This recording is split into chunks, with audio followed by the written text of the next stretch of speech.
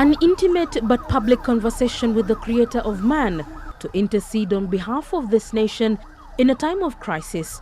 In the midst of it all, this man took time out Friday to reflect on the happenings of the day and probably the aftermath of the havoc that played out for the country and the world at large to see. Hours later, we return to the scene of a fierce battle between police officers and youth. For hours, Jogoo Road was covered in eye-stinging smoke as police tried to push away the youth,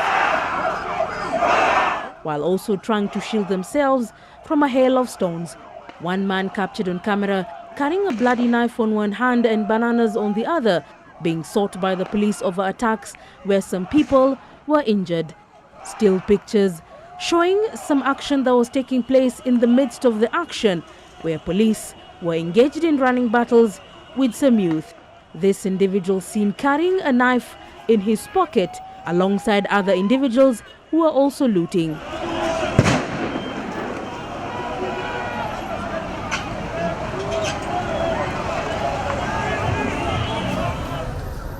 At the scene where a bus was torched, onlookers take time to calculate in their minds the amount of losses incurred after the vehicle was burnt.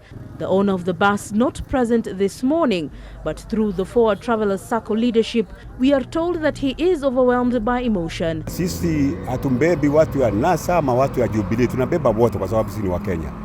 Tunashida tunaingilia wapi sisi siasa.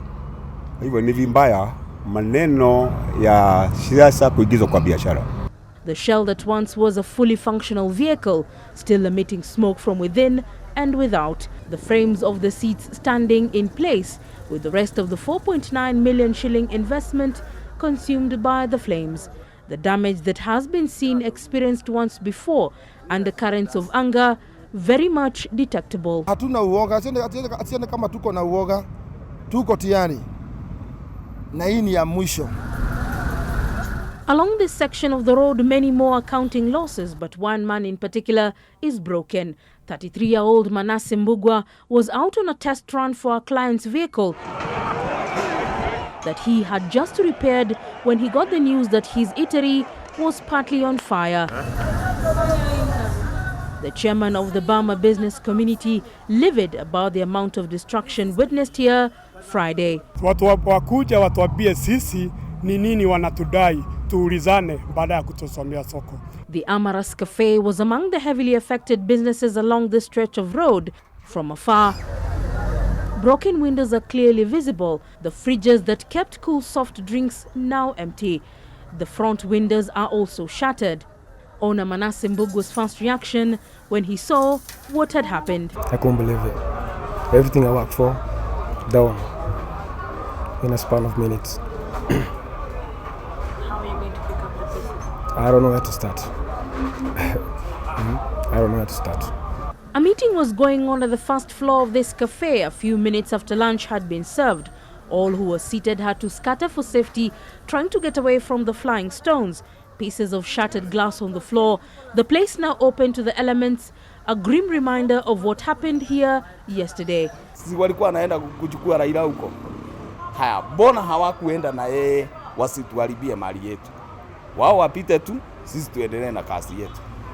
Mbona wanakujaga kutuharibia?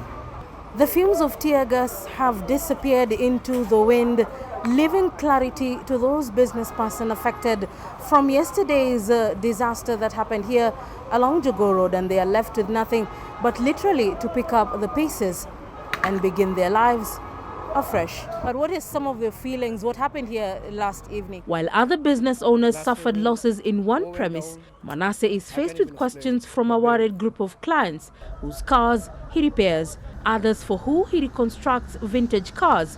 He was forced to move some vehicles whose windscreens were shattered. He says he had just repaired one window where he spent about 80,000 shillings, and now he has to figure out what to do next. It should happen at all to innocent Kenyans. I feel bad. Leila Mohammed, NTV, Nairobi.